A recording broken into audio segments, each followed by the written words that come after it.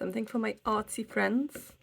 This is a tube that I have built from stuff from Weeks, really, not very expensive, quite cheap. I cut the pipe, and this is some plumbing endings that you would normally use in a bathroom or in a kitchen. So I glued that to the pipe, glued this side to the pipe, and I know that some people glue it in so you can't open it.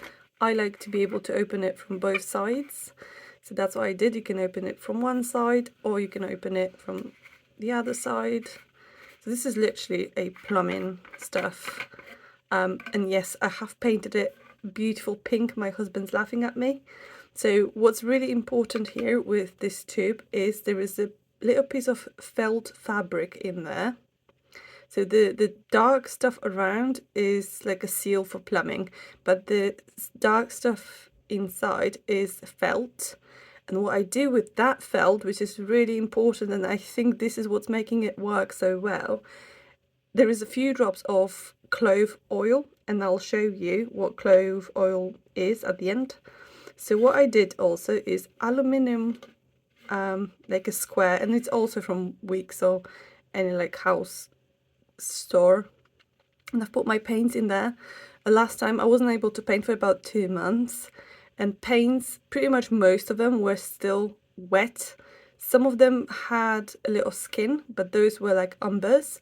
The rest of them I could literally use after 2 months of that paint being in the tube and not touched.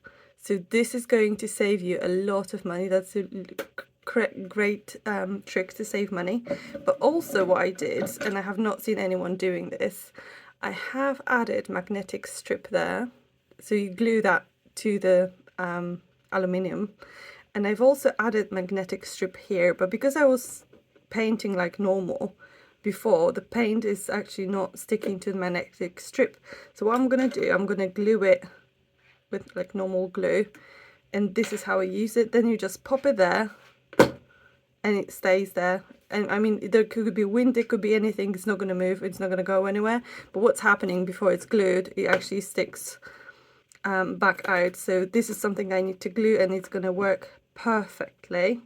So that's that. And this is the clove oil I'm using. So I actually got it for my toothache, but it's really good for making sure that your paint is staying nice and wet for a long time. So you don't ever want to put that on the paint or mix it within the paint. You don't want paint to be touching this. You just want this to be like, you want this to be sealed there, and you don't want paint touching that part. So yeah, that's a nice money saving tip.